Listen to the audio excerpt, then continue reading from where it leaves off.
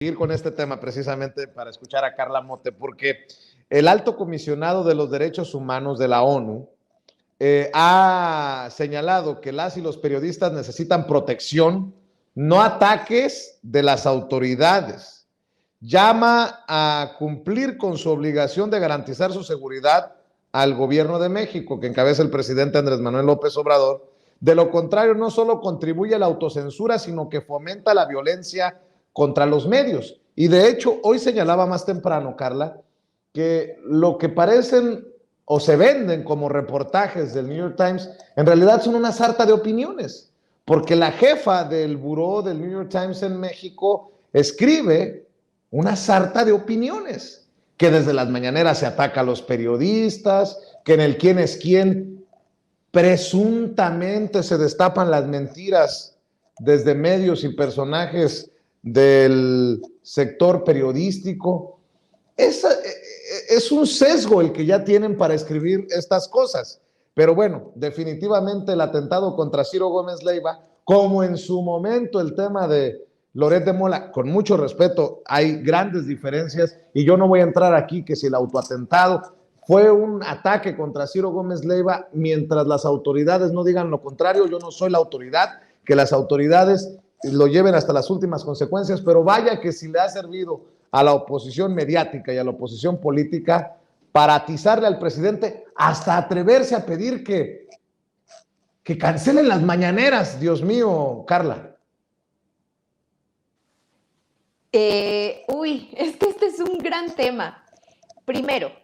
sabemos, y es algo que todas las personas que vemos noticias, que conocemos de su relación política, pues sabemos que es el cuarto poder. Eso no es algo nuevo, eso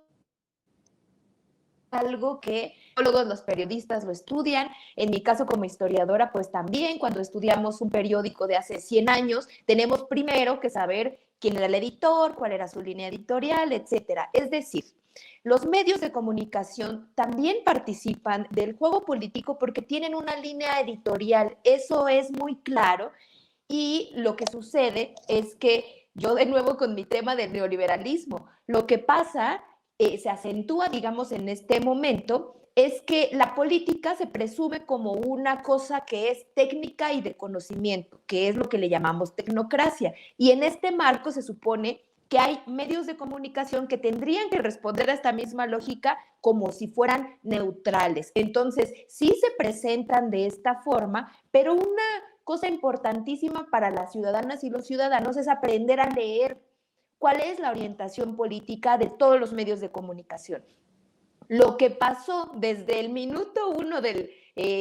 inicio de este sexenio es que yo creo que, y lo he dicho en varias ocasiones, uno de los primeros cambios y más relevantes fue la relación del gobierno con los medios de comunicación, porque a diferencia de otros momentos en donde los presidentes de la República salían únicamente con teleprompter, como por ejemplo Peña Nieto, en algunos eventos su relación con los medios no era necesariamente directa, o sí con algunos consentidos. Ahí teníamos fotos, por ejemplo, de algunos periodistas que hasta viajaban con él en el avión presidencial. Pero bueno,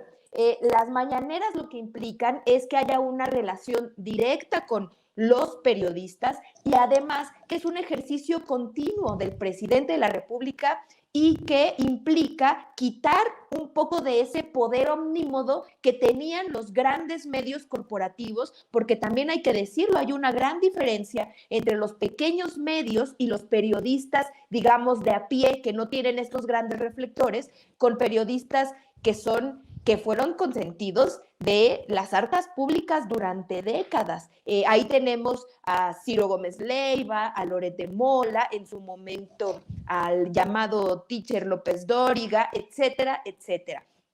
Y en esa relación tan desigual, evidentemente no es lo mismo tanto el nivel de influencia y de vulnerabilidad que puede tener un periodista como Ciro Gómez Leiva con otros de periódicos locales, que esos son los que están sí más desprotegidos. Entonces, efectivamente, el gobierno tiene la obligación de brindar seguridad, pero una cosa que sí ha sucedido es que el caso de Ciro Gómez Leiva ha se ha presentado en un timing político donde están intentando la oposición acompañada por los corporativos, colocar la narrativa de que el gobierno es dictatorial, que el presidente ataca a algunos ciudadanos, ¿no? Que se sienten en un estado totalitario, cuando es una cosa muy falsa. Si fuera así, no podrían salir todos los días a decir fake news, por ejemplo. Entonces, yo creo que no, efectivamente no podemos especular si este fue un autoatentado, porque sabemos que ya han ocurrido en otros momentos de nuestra historia reciente, o si realmente fue un ataque. En cualquiera de los casos, el periodista debe de tener la protección del gobierno, para eso existe el mecanismo de protección a periodistas, pero lo que sí podemos decir es que está funcionando ahorita para los grupos de oposición para intentar reforzar esta narrativa de que el gobierno es autoritario. No es casualidad que ocurra después de la discusión de la reforma política, que ha sido de los temas que agarraron como bandera para decir que el gobierno atenta contra la democracia. Entonces, todo, digamos que embona casualmente. Y bueno, yo sí quiero decir que más allá de que Ciro Gómez Leiva merezca toda la seguridad como todos los periodistas, sí es uno de los periodistas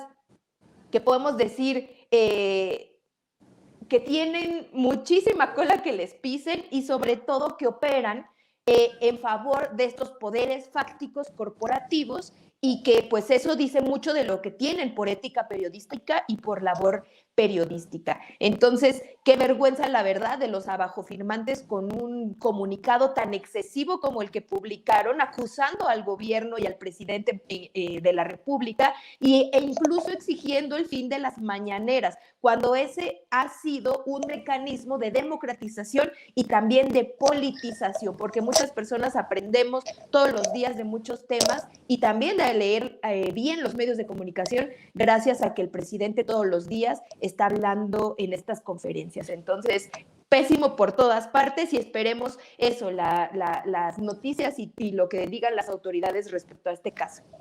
Yo me sostengo, sé que a muchos no les va a agradar lo que voy a decir, pero me sostengo con lo que escribí en Twitter. Tan mezquino es hablar de un autoatentado como el culpar al presidente Andrés Manuel López Obrador, y una de ellas, sí, de forma muy mezquina,